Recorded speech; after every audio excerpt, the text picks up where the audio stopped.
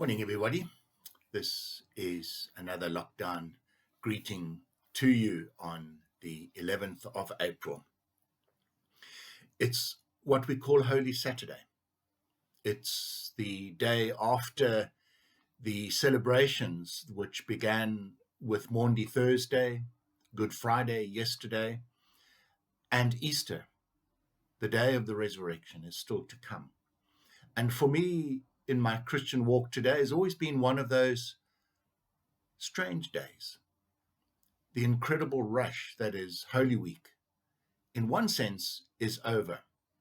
I have a whole day to myself, apart from the services that we used to offer in the evening.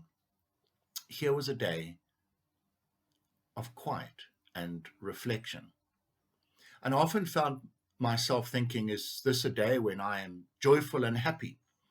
Or was it a day when I'm somewhat more sad and depressed? It's before the big celebration and the incredibly exciting services of Easter Day. But I can't help but wonder how the disciples felt all those many years ago. They had had this incredible entry into Jerusalem on what we call Palm Sunday. They had heard incredible teaching from Jesus. He had openly challenged the authorities. He had celebrated with them that Last Supper, what we celebrate as Maundy Thursday. They had watched later that evening Jesus being arrested and the following day being crucified. And here they were on what for us is a Saturday. What were they thinking?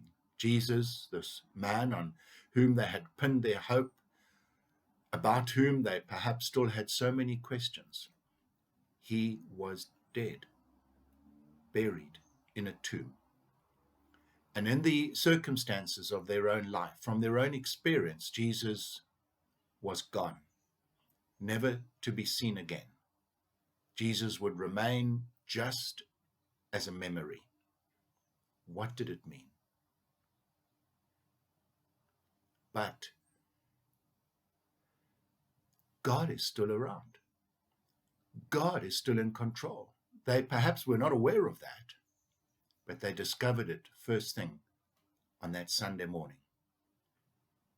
As we celebrate Easter, they discovered Jesus risen from the dead, raised by the power and that commanding voice of his Father, our Father in heaven, our God.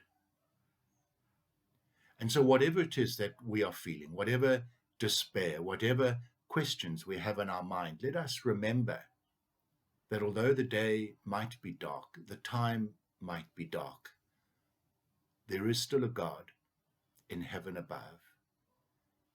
And as he raised Jesus on that Sunday morning, it was God's plan all along. God will raise you and me. God will shed once again his light into our lives. It's not that God is gone. It's that we're in a place of darkness. We're not sure what is happening, but God has a plan. Dear friends, let God work his plan out in your life. And I assure you, promise you even, you will wake up one day and discover God has raised you to a new place. For God does things like that.